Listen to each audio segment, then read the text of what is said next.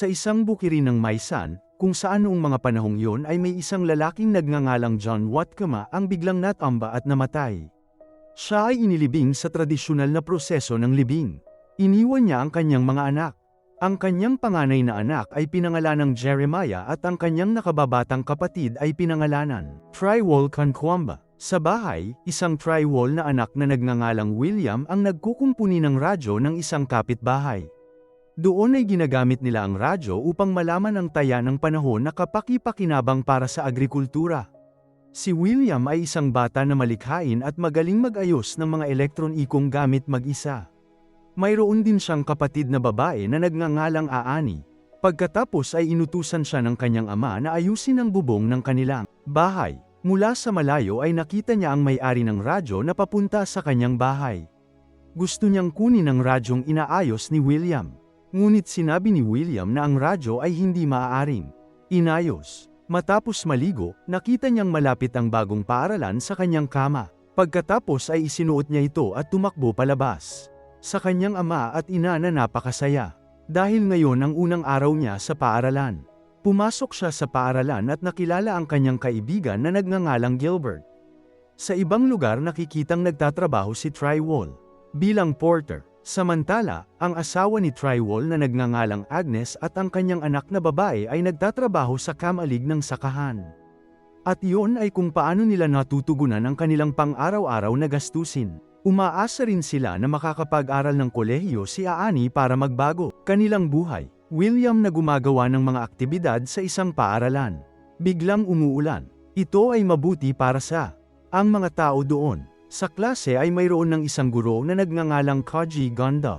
Guro sa silid-bahay. At naging science teacher din sa klase. Nagbibigay siya ng mensahe mula kay Aani. Nagkukumpulan na ang mga residente dahil meron isang mamumuhunan na bibili ng kanilang lupa. Ang ama ni Gilbert na naging tradisyonal na pinuno. Tinanggihan nila ang kanilang mga kagustuhan. Dahil kung puputulan ng mga puno ay magiging sanhi ng pagbaha sa kanilang lugar. Biglang tumayo si Jeremiah at sinabing payag siyang pumirma sa kontrata at sa iba pa. Sinundan ito ng komunidad. Pagkatapos ay pumunta si Trywall sa bahay ni Jeremiah at doon nakipagtalo. Jeremiah, tinatanggihan siya ng payo at ibebenta pa rin niya ang kanyang lupa. Kinabukasan ay gumawa si William ng bitag ng ibon sa pagkakasunod-sunod para makakuha ng pera. At maya-maya lang ay nakarinig siya ng tunog ng tagagapas at nagmamadaling tinungo ang pinanggalingan ng tunog. Doon ay nakita niyang nagsimula ng putulin ang mga puno. Pagkatapos ay pumunta siya sa bahay ng kanyang kaibigan upang makinig sa laro. Sa oras na yon, biglang ang kanilang radyo naka-off. Sa pagbuhos ng ulan ay tumakbo siya para kunin ang baterya sa kanyang bahay. Sa oras na yun sinabi niya sa kanya, "Tatay, nabayaran agad ang mga bayarin sa paaralan." Sa bahay ng isang kaibigan, sinubukan niyang ayusin ang mga sira radyo na may kakayahan siya. Pag-uwi nila, nakita nila si Kaji Ganda at ang kanyang kapatid na babae na nag-iisa. Kinabukasan ay balak nilang sirain ang bisikleta ng Kaji Ganda, ngunit hindi niya magawa. Tapos nagtanong si Gilbert. Sa halip ay kunin niya si Kaji Ganda na ilaw ng bisikleta. At sa oras na yun nakita niya kung paano gumagana ang lampara na kung saan siya. Medyo kakaiba ang naramdaman sa pamamagitan ng pagpihit ng pedal ng bisikleta upang bukas ang ilaw.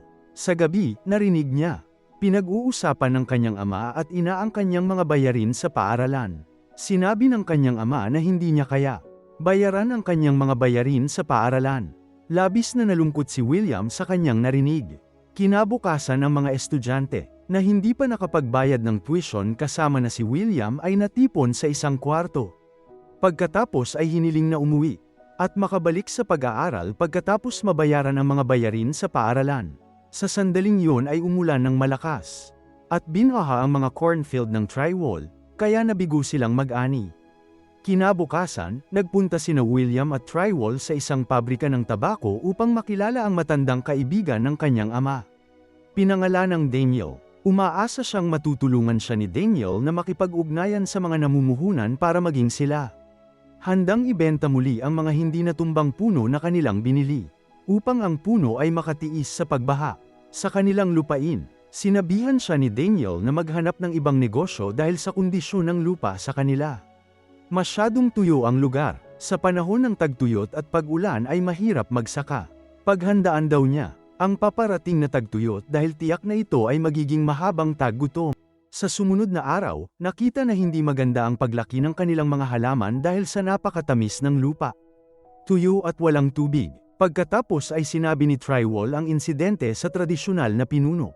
Ayan siya, gustong iparating ng tradisyonal na pinuno ang mga reklamo ng komunidad sa bibisitang pangulo. Kanilang lugar, sa kabilang banda ay bumalik si William upang hanapin ang isang patay na baterya sa junkyard. Naisip niya, maari itong gamitin sa pag-aayos ng water pump, ngunit kailangan niya ng dynamo para buhayin ang patay na baterya. Kinabukasan, si William na gusto pang mag-aral, pumasok sa paaralan at pumasok ng palihim upang ang hindi malalaman ng mga guro at punong guro.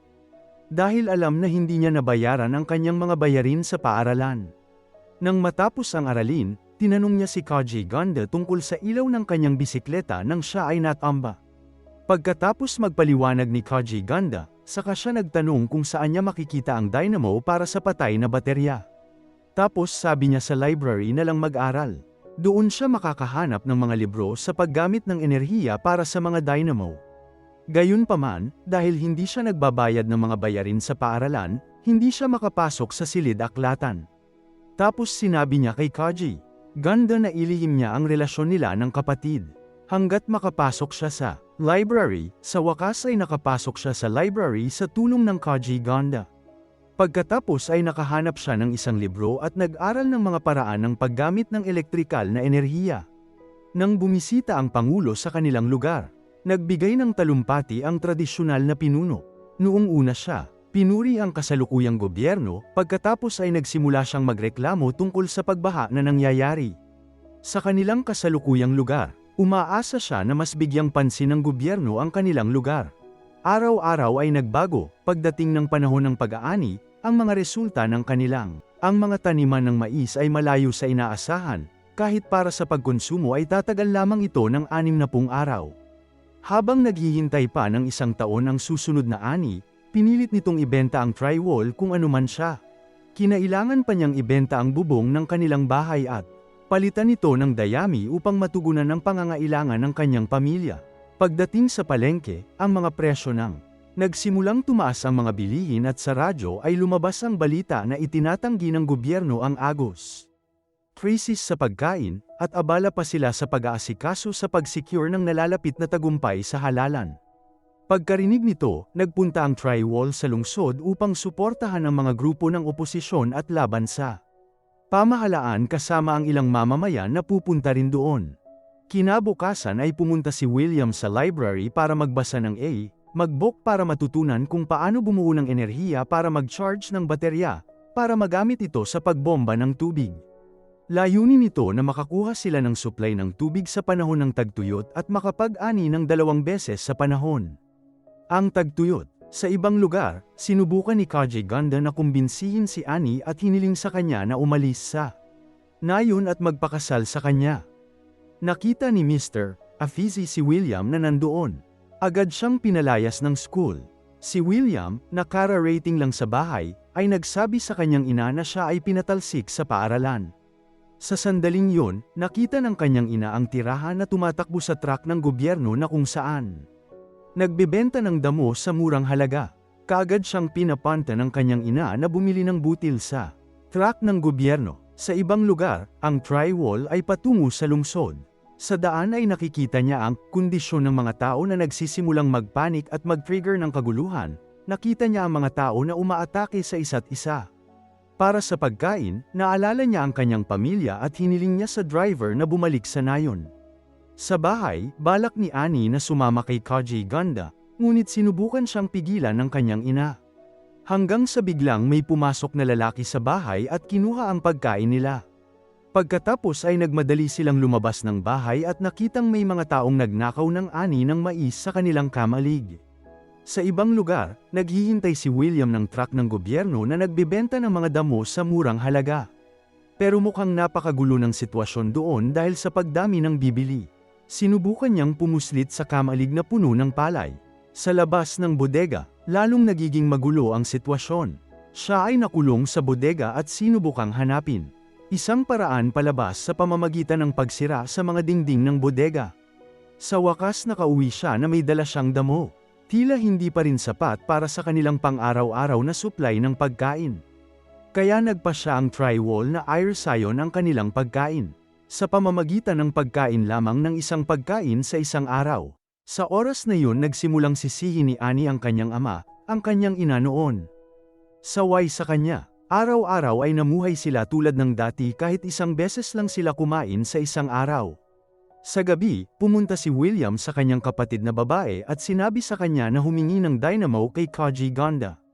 Kinabukasan pagkatapos mamulot ng panggatong, nakita ni William ang kanyang ina at ama na umiiyak sa pag-alis.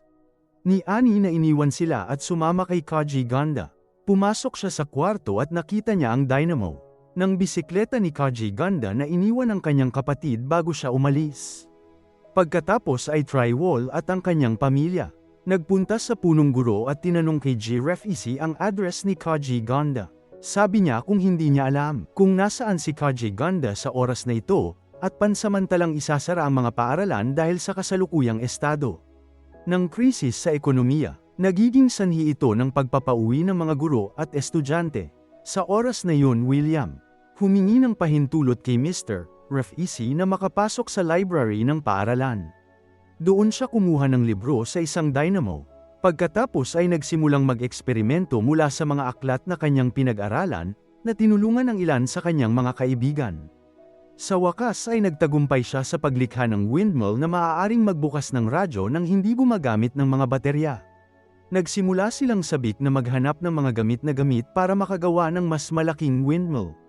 Sa ibang lugar, nilapitan ni William ang kanyang ama at ipinakita sa kanya ang kanyang nilikha. Pagkatapos ay gusto niyang hilingin ang bisikleta ng kanyang ama na gamitin sa paggawa ng mas malaking windmill. Ngunit tumanggi ang kanyang ama at sa halip ay hiniling sa kanya na talikuran ang lahat ng kanyang pagnanasa. Kinabukasan, muling nagsimulang magsasaka sina William at Gilbert mula umaga hanggang gabi. Ayan sila, magsimulang makaramdam ng pagkabagot. Nagsimula siyang mag-isip tungkol sa pagkuha ng bike ng kanyang ama. Siya at ang kanyang mga kaibigan nagpunta sa bahay upang humingi ng bisikleta ng kanyang ama at muling ipinaliwanag ang kanilang mabuting layunin, ngunit ang kanyang ama tumanggi. Hindi sumuko si William at pagkatapos ay inipon ang mga kagamitang kailangan para makagawa ng mas malaking windmill. Sa kabilang banda, sinabi ng kanyang asawa na dapat niyang bigyan ng pagkakataon ang kanyang anak para magawa niya ang kanilang hiling. Pagkatapos ay pinuntahan niya ang kanyang anak at sinabi ng kanilang William na kailangan niya ng tulong mula sa kanyang ama.